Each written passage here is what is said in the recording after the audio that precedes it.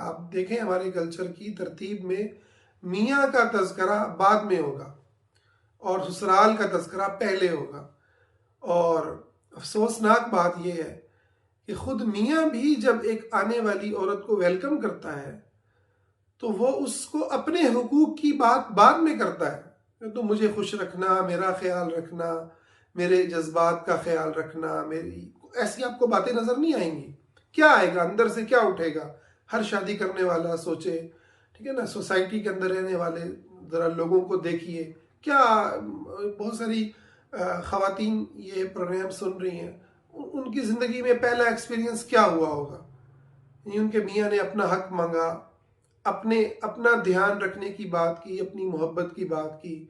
نہیں، سب سے پہلے وہ بات یہ کرے گا کہ تم نہ میرے ماں باپ کی بڑی خدمت کرنا. جیسے گویا آنے والی عورت کے بارے میں یعنی اس قدر ایب نارمل رویے ہیں کہ جہاں پیدا ہوئی ہے وہ بھی اس کو یہی سمجھا کے دھکیل رہے ہیں کہ بی بی آگے جا کے اگلے گھر کو تو نے خوش رکھنا ہے، وہاں پہ جا کے تو جو ہے ناک نہ کٹوانا.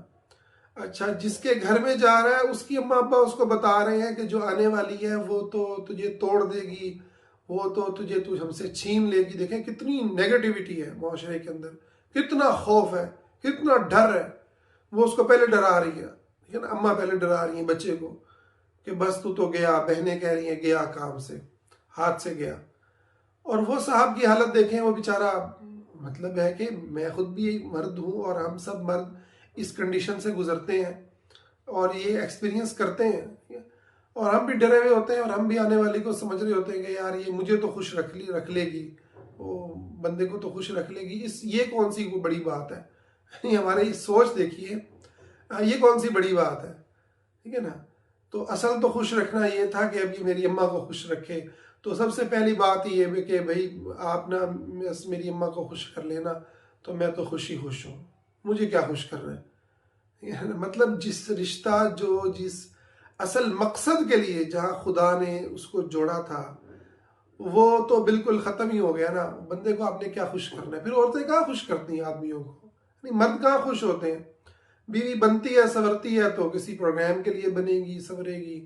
اور بیوی کا فوکس جو ہے وہ آدمی کہاں ہوتا ہے؟ ٹھیک ہے، وہ پورا سسرال اس نے سنبھالنا ہے، خاندان سنبھالنا ہے، ناک نہیں کٹنے دینی، یا اس کو کوئی تانا نہ سننا پڑے، تو وہ اس نے انہی کو سنبھالنا ہوتا ہے.